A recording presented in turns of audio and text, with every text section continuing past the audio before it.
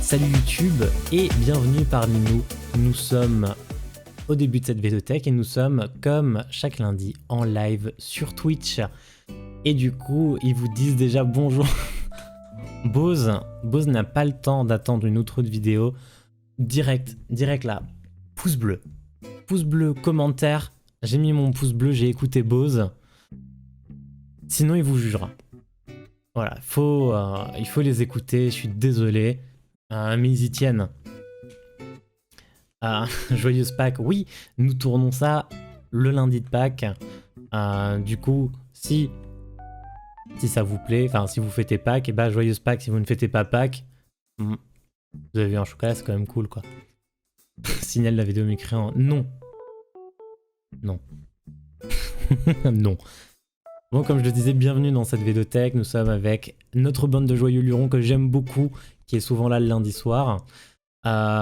Nous sommes dans un nouvel épisode, le 13e très précisément. Mais je vais d'abord te dire ce que c'est notre vidéothèque. Tout d'abord, la vidéothèque, c'est constitué de Vedo, c'est-à-dire de moi.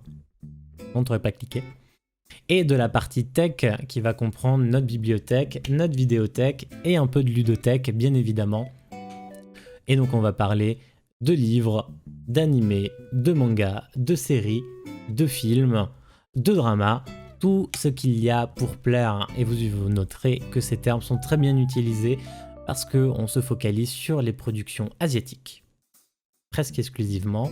Et donc on ignore un peu tout ce qui vient des États-Unis, d'Europe. Quoique, du moment que c'est un manga, ça va encore. On ignore un peu cette partie-là pour se concentrer là-dessus et faire potentiellement découvrir de nouvelles choses et donner un avis sur ces lectures ou visionnages. Encore heureux que tu nous aimes, tu permets de mettre la daronne à l'abri. C'est toi le luron. La vidéothèque est née tout simplement d'une envie, j'ai failli spoiler, est tout simplement née d'une envie de partager ma passion pour le manga et pour les animés que je regarde depuis plus de 10 ans maintenant, ce qui fait pas loin de la moitié de ma vie. Et je ne prétends toujours pas avoir, au bout de 13 épisodes, une connaissance exhaustive dans le monde des mangas, bien loin de là. Il en existe beaucoup trop pour que ce soit le cas, à mon avis, de qui que ce soit. Mais ça me passionne, et j'ai une passion, j'ai envie de vous passer cette passion. Et cette passion, j'ai pu un peu en faire profiter moi-même lors d'une expérience professionnelle dans une petite librairie de Strasbourg qui, elle, m'a permis de découvrir plein de choses. Et du coup, à mon tour, j'ai envie de vous faire découvrir plein de choses. Sachez que si vous êtes nouveau et que vous êtes intéressé par des nouvelles découvertes et de la lecture qui peut concerner le monde japonais, eh bien, tous les épisodes sont disponibles en replay sur la chaîne YouTube à n'importe quel moment. La partie vidéothèque d'un côté, la partie aftertech de l'autre pour retrouver nos instants de discussion qui sont aussi basés là-dessus. Et sur toutes ces bonnes paroles, nous allons pouvoir commencer notre épisode de la vidéothèque parce que j'ai fini cette satanée introduction et on se retrouve pour le 13e épisode qui va parler d'un manga qu'on a brièvement abordé qui s'appelle Le mari de mon frère. Le mari de mon frère... Attention, lisez-la en bas. Lisez.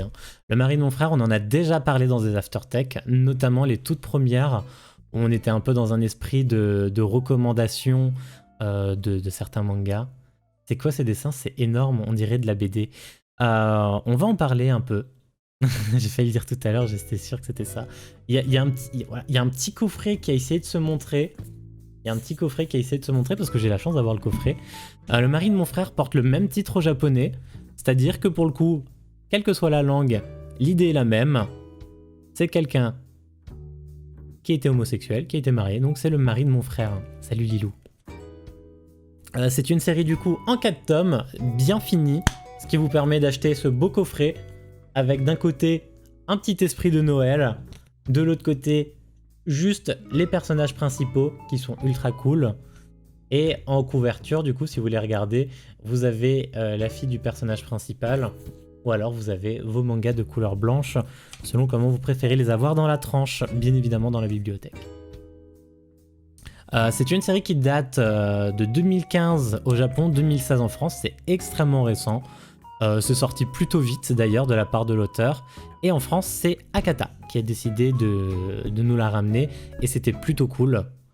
Vous en doutez, par rapport au titre, cette série va aborder le thème de l'homosexualité.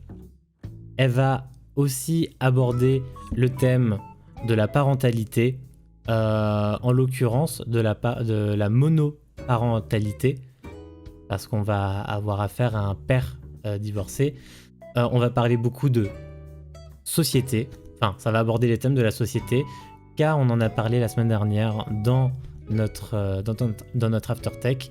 L'homosexualité est mal vue au Japon, les mariages ne sont pas autorisés, c'est un peu tabou, mais il n'y a pas de sanctions comme il peut y en avoir dans certains états, dans d'autres pays où on peut avoir des sanctions, prison ou plus, peine de mort, etc. Ces homosexuels sont partout, jusqu'à dans mon lit.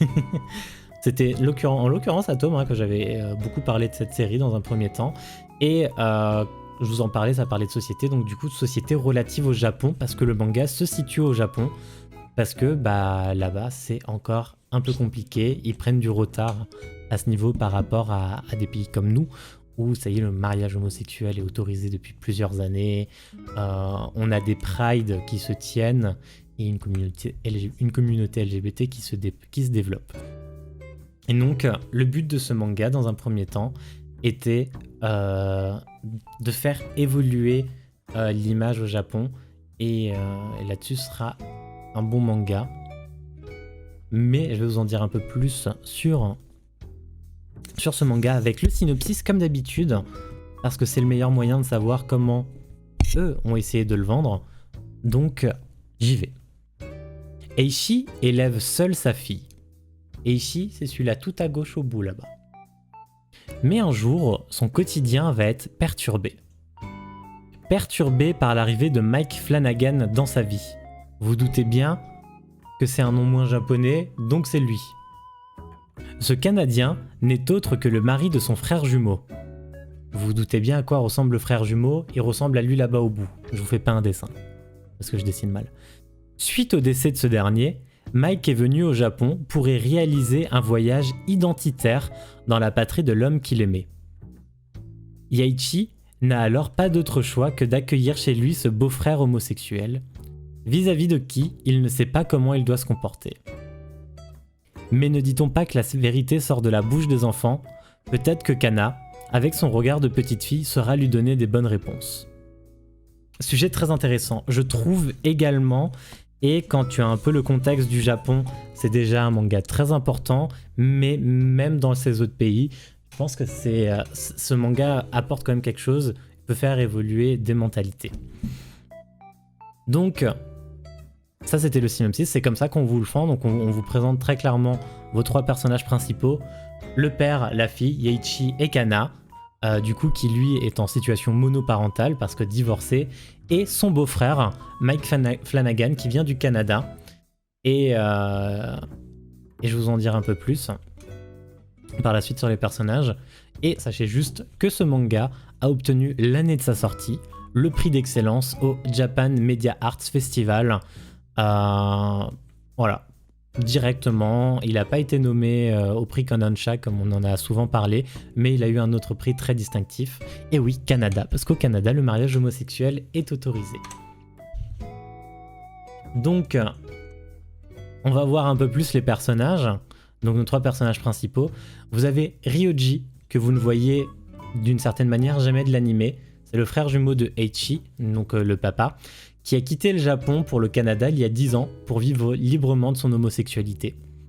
Et il décède lors d'un accident de bus. Donc c'est un personnage que vous ne rencontrerez jamais de son vivant, au mieux on parlera de ses souvenirs et de ses évocations. Et du coup, son frère jumeau, Eiichi, qui lui de son côté est divorcé, père de Kana, et qui l'élève du coup seul. C'est lui qui en a la garde et c'est lui qui l'élève parce que la mère a une vie professionnelle trop active pour s'occuper de Kana. Du coup, Kana, fille de Eiichi, qui est toujours à l'école primaire, donc elle est vraiment très jeune, Elle n'avait jamais rencontré son oncle parce qu'elle a moins de 10 ans. Et à vrai dire, elle ne savait même pas qu'elle avait un oncle. Et quand je dis qu'elle ne savait même pas qu'elle avait un oncle, elle ne savait même pas que son frère avait un père. Enfin, que son père avait un frère. C'est mieux dans ce sens. Donc, elle ne savait même pas qu'elle avait un oncle, elle savait même pas qu'elle en avait deux. Donc encore moins. Et du coup, Mike Flanagan, mari de Ryoji, qui est décédé, originaire du Canada, et qui n'avait jamais rencontré sa belle famille, bien que Eiichi avait connaissance de Mike Flanagan de son côté. Donc, on se retrouve dans un cas où, en plus de tous les termes que j'ai abordés dans la société, j'ai oublié d'englober que donc il y a l'homosexualité, il y a la monoparentalité, et il y a le cas donc il y a tout ça appliqué à la société. Mais en plus de ça, il y a le fait que Mike Flanagan soit un étranger. Vous savez que pendant très longtemps, le Japon a eu une politique conservatrice, protectionnisme et nationaliste. Donc, ils ne sont pas extrêmement ouverts aux étrangers.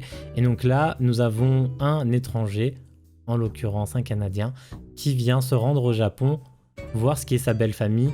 Et ils se connaissent pas leur culture, ils se connaissent pas l'un l'autre. Et donc on va voir vraiment toute une évolution des personnages. Et bon, vous le voyez bien, Mike Flanagan, il est taillé comme un bon bûcheron, hein, un peu stéréotypé, mais le personnage est très plaisant.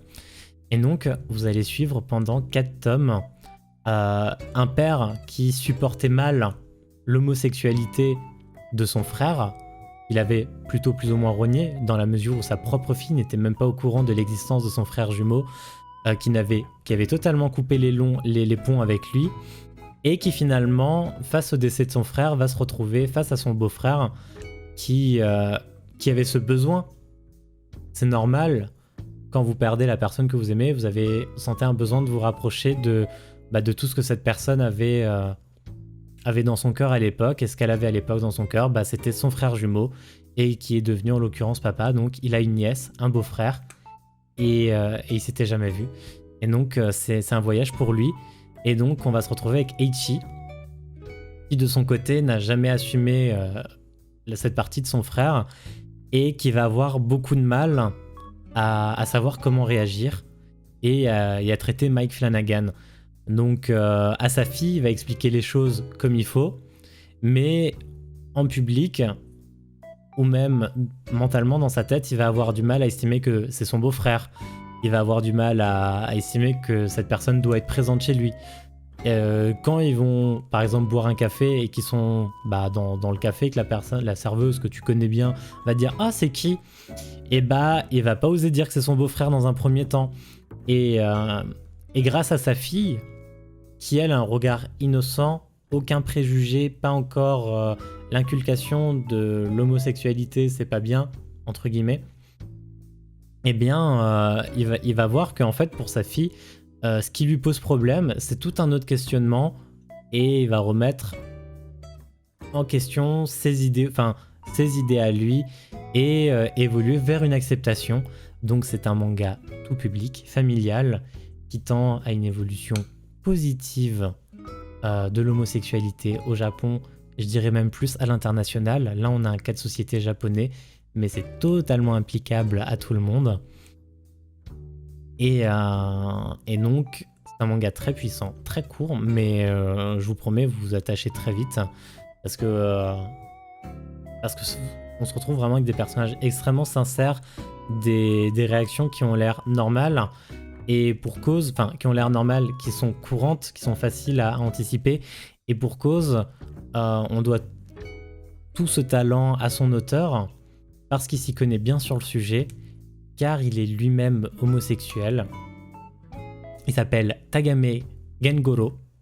J'espère que je prononce bien son nom de famille, mais vous ne pourrez pas me corriger. Il s'appelle Tagame Gengoro, il a 57 ans, et c'est un auteur mangaka gay qui a une très bonne, qui est très connu dans le milieu, qui est là depuis extrêmement longtemps.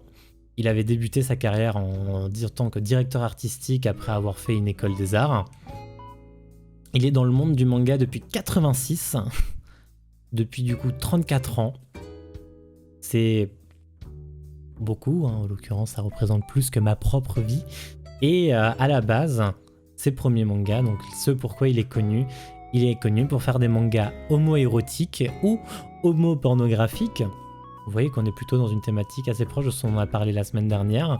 Des mangas plutôt crus, donc avec des scènes assez osées, et mettant souvent en scène différents fétichismes populaires du Japon, sadomaso, les noms des mangas, vous les aurez après, sadomasochisme, viol, je crois, non, il n'y avait pas les pieds, du sang, un peu de sang, etc., ce genre de choses. Et il met souvent ces scènes homo en action dans des milieux militaires ou dans des milieux policiers. Donc on chatouille bien l'ego masculin, surtout au Japon à ce niveau-là. Et donc je pense que ça a fait... il a souvent dû faire couler de l'encre grâce à ces mangas. Ces titres, alors en manga notable de sa part, vous allez pouvoir retrouver Arena, qui date de 2000. Vous allez pouvoir retrouver Gunji, de 2005, qui a été traduit en français. C'est le seul... Ouais, écrit comme ça, Tom. C'est le seul qui a été traduit en français, en dehors du mari de mon frère. Dans ces mangas homo-érotiques, du coup, c'est le seul qui a été traduit en français. Vous allez retrouver Virtus, qui date de 2007 au Japon. Goku, l'île aux prisonniers, qui doit être trouvable en traduit, mais pas officiellement, qui date de 2008. Suite à une grande pause, en 2015, il a fait Le mari de mon frère, comme je vous l'ai dit. Et j'ai découvert plus récemment, mais je ne les ai pas encore achetés, c'est à mon grand regret pour l'instant, un autre manga, son dernier manga qui s'appelle Our Colorful Days, donc Nos jours colorés, traduit littéralement, mais ça reste si vous le recherchez, il faut le rechercher sous son titre anglais, qui est également son deuxième manga tout public, parce que du coup avant c'était pas tout public, c'était pour un public homosexuel, et là c'est aussi également pour du tout public, et on retrouve un adolescent qui se découvre homosexuel, qui va faire son coming out, qui va prendre les foudres de ses camarades et qui va chercher, on va dire, un peu se réfugier. Et c'est dans un café qu'il va réussir à trouver refuge. Et autre chose que je n'ai pas précisé dans Le mari de mon frère, dont je viens de me rappeler en parlant du terme de coming out, le manga Le mari de mon frère porte quelques explications par rapport à la communauté LGBT, notamment par rapport au drapeau de la communauté, à des termes comme expliquer est-ce que c'est un coming out, expliquer aussi, il me semble qu'il y avait une histoire de triangle rose. Arrêtez-moi si je dis des bêtises, enfin arrête-moi Tom si je dis des bêtises, mais il me semble qu'il y a aussi une histoire de triangle rose, et ça explique aussi quelques particularités de la communauté gay, ce qui permet aussi de comprendre des termes avec lesquels vous ne pouvez pas être familier. C'est exact, triangle rose, merci. Des termes avec lesquels vous pouvez potentiellement ne pas être familier, ne pas connaître l'ensemble de ces sens, ou tout simplement arrêter de mal les utiliser. Donc il apporte des explications en plus de son regard positif qu'il apporte avec le regard d'enfant sur la société. Parce qu'il n'y a rien de mieux que l'innocence d'un enfant pour vous faire comprendre que des fois, vous ne posez pas les bonnes questions. De la même manière, dans la manière, par exemple, au tout début du manga, quand Kana va rencontrer son oncle, du coup, elle va découvrir que déjà, son père avait un frère, et donc du coup, qu'un mariage entre garçons, c'est possible. Du coup, Mike répond tout simplement « oui, c'est possible », tandis que son père répond « non ». La fille se retrouve avec deux réponses contradictoires et dit « c'est oui ou c'est non ». Et du coup, son père lui explique que c'est oui dans certains pays et c'est non dans d'autres pays, et c'est non en l'occurrence au Japon. Et lui, dans sa pensée à lui, on le voit penser que la question qu'il imagine que va poser sa fille, c'est « mais c'est pas normal que deux garçons puissent se marier ». Alors qu'en réalité, la question que va poser sa fille, c'est « pourquoi c'est pas pareil partout ?» et donc vous allez avoir tout ce recul de l'innocence d'un enfant qui va remettre en question tous les tous les préjugés qu'avait acquis son père dans la société, et qui finalement il se dit je me pose les mauvaises questions, j'ai un mauvais regard sur la personne pour rien, pour aucune raison valable, et c'est en ce point que je trouve très personnellement que ce manga est très positif. C'est un manga plutôt récent, comme on l'a pu noter, il date de 2015, et son succès a été immédiat, hein. Il a reçu un prix directement la première année, un prix d'excellence en l'occurrence, et en 2018, il a eu le droit à une adaptation drama. Drama, pour préciser, c'est le format série, donc c'est pas un film, c'est un format série, et c'est 3 épisodes de 50 minutes, donc vous en avez pour un Seigneur des Anneaux version longue, quoi, en termes de durée, qui date de 2018, et donc adaptation live action, pas disponible officiellement en France à ma connaissance, mais je tenais à vous montrer une image du film, parce que du coup j'ai bien aimé qu'ils aient cherché un acteur qui puisse ressembler à Mike Flanagan dans le manga, donc ça m'a plutôt plu de mon côté. Et ça doit potentiellement être sympa. Je pense pas que ça puisse être mauvais, je pense que ça permet de toucher une nouvelle cible. Comme on le dit à chaque fois, hein, l'adaptation en série permet de toucher un public que t'as pas touché avec le manga. Le manga permet de toucher un public que t'as pas touché avec un light novel par exemple. Allez, c'est commandé, trop bien. trop bien. Et voilà, et donc, je me suis dit que c'était une bonne idée de vous présenter ce manga parce qu'on en avait parlé depuis longtemps. Et je trouve que c'est un manga très positif. Dont j'avais pu évoquer au début les recommandations pour Atome lorsqu'il m'avait demandé des nouvelles lectures, enfin des premières lectures même tout court, et qu'on a parlé très récemment de la sexualité au Japon. On a parlé aussi un peu des mangas LGBT, de comment ça se développait, et pour moi c'est parmi les premiers mangas LGBT positifs qui sont sortis, ouverts tout public, bien évidemment, parce que du LGBT, à mon avis, il y en a souvent dans la catégorie hentai et du ecchi, hein. Là, on peut voir plusieurs genres. Les mangas homosexuels ont toujours existé, avec le boys love, le men's love, le girls love à l'opposé, mais qui sont souvent des mangas érotiques, sexuels. Et donc là, je pense qu'on est dans un des premiers mangas qui est arrivé sans mettre en avant ce côté sexuel et juste parler tout simplement de comment c'est d'être un homosexuel, de quelles sont les conditions au Japon. Et donc, c'est pas difficile de comprendre que pour vivre sa vie en étant homosexuel au Japon, il faut quitter le Japon parce que vous pouvez pas vous marier, vous pouvez pas vous montrer publiquement, ce genre de choses.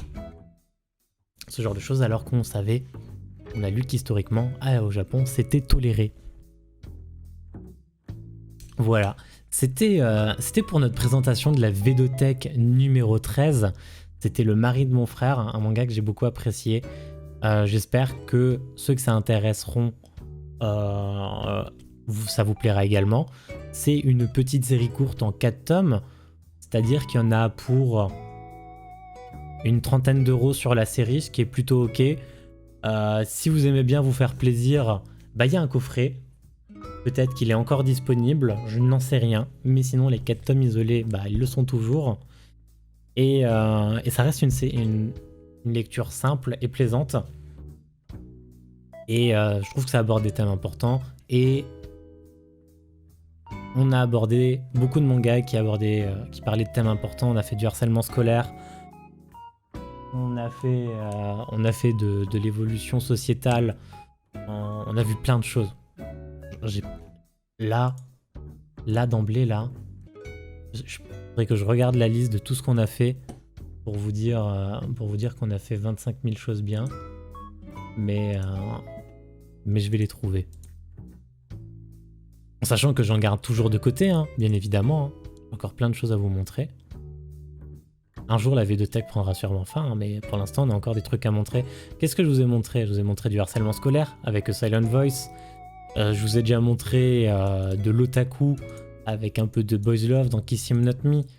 On vous a montré la relation avec des grandes différences d'âge dans Après la pluie. On vous a montré donc de l'éveil sociétal avec To Your Eternity. On a parlé ne serait-ce que la semaine dernière de Our Summer Holiday avec juste 2 enfants qui étaient hors normes par leurs simples actions et une ségrégation si jeune. Cette semaine, on avait le mari de mon frère, donc j'aime bien ces thématiques. J'aime bien aborder ces thématiques, je trouve qu'on est face à des choses importantes et ça me plaît. En tout cas, merci à tous d'avoir suivi cet épisode. On se retrouve samedi sur YouTube pour une After Tech. Bien évidemment, il y en a encore une en retard de vendredi. Du coup, il y en aura une vendredi. Inch'Allah, une samedi si je n'oublie pas. Et sinon, on se retrouve bien évidemment le lundi en live à 21h pour les nouvelles Vedotech et Aftertech. Et si vous voulez ne regarder que sur YouTube, c'est tous les mercredis bien évidemment. La pause bleue. Normalement, Bose vous a déjà assez mis la pression pour le commentaire. Merci d'avoir suivi, je vous fais des gros bisous et je vous dis à la prochaine. Bye bye.